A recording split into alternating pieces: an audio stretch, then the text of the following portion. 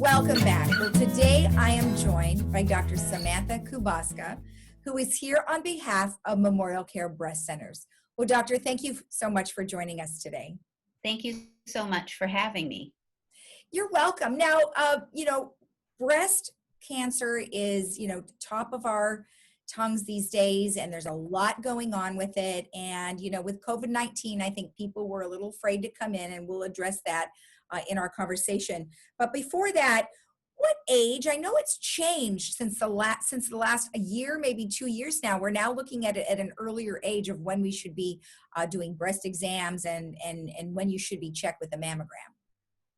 There's been a lot of confusion out there in the last few years. You're correct. And despite all the different agencies that sometimes recommend, the American College of Radiology and the Society of Breast Imaging still recommend that women start annual screening.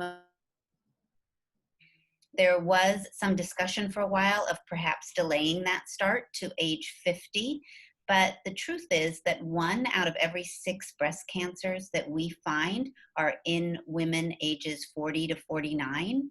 Mm-hmm. So we want to make sure that that group is screening annually as well than 50. Okay, well, that's really good to know. And I've been seeing the commercials where they've been saying, not 50, now 40. I mean, I certainly hope that the age doesn't get younger. Do you think that's where we could be headed?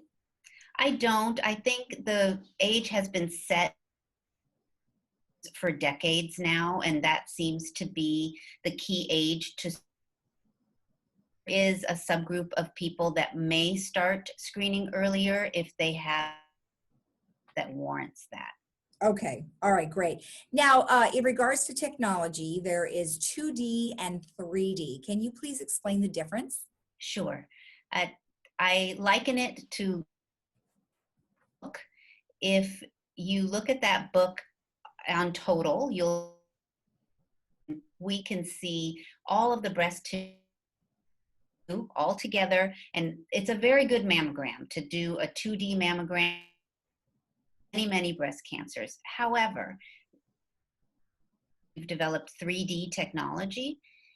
Think of that as looking at the individual pages of the book. So not only can I see the book, but then I can open the book and slice through thin 1 millimeter slices of the breast to try and not only identify a breast cancer when it's smaller, but also maybe perhaps prevent a false alarm where we thought we were seeing a change or a thickening on a mammogram.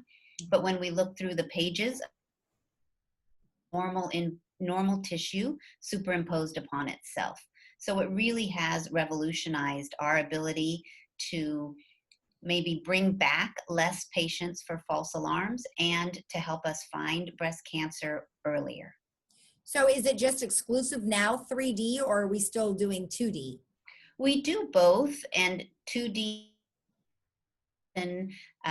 capabilities, for example, for calcifications. However, we do offer 3D mammography to all of our patients in the MemorialCare centers. We offer low-dose 3D mammography, which is also the most recent development in that technology. Okay, great. And then if somebody was to have something abnormal in one of their mammograms, what would you end up having them do next? So if we screen, for example, 100 women, 90 of those women their screening mammogram was normal. But in about 8 to 10 of those women, we may have to bring them back for something additional. Perhaps that you have taken as a traditional screening mammogram don't tell us the whole story, and there's something that we need to investigate. When you get back for additional imaging, we might do special mammography pictures where we push just on that area to see if we can make it look normal or if there's truly a change. And we might perform ultrasound of that area to look at something we see by mammography to see, for example, if it's a cyst or it's a solid structure. Mm-hmm. And at MemorialCare, you will get your results that day from a radiologist so that we can put your mind at ease if everything turned out to be normal. We can tell you what to do next. Oh, that's really reassuring, I think, to many people, knowing that if you have this kind of information, yeah, you don't want to sit around and wait for a week worrying if it's nothing. I mean, you don't want to worry anyway, but that's really good to know. You know, many people during this COVID-19 timeframe have put off doing anything with a doctor, not just their annual mammograms, but literally not even going if it was an utmost importance because they're worried about getting COVID-19. We've talked to several doctors at MemorialCare, and you guys have done a really great job. Tell me what you've done in the breast centers. So where we stopped screening mammography, it was recommended that the hospitals only see people if they had an urgent issue. We stayed open for what we call diagnostic mammography, where if somebody felt a lump in their breast, we did have to close screening for a few weeks. Since late April, early May, we've reopened for screening mammography with, of course, applying social distancing, both in our waiting room areas. And we, of course, have all of our staff wearing masks at all times. Staff and patients are screened upon entry to the building. And we clean all of our equipment in between every patient. I want people to go back to having their, we discussed, it's very important to have one once a year. And although a month may not hurt anything, we certainly don't want you to skip this year, and you can feel safe that with the precautions we're taking and the precautions we're asking our patients to take, that it is safe to come in and have your screening mammogram. Okay, perfect to know.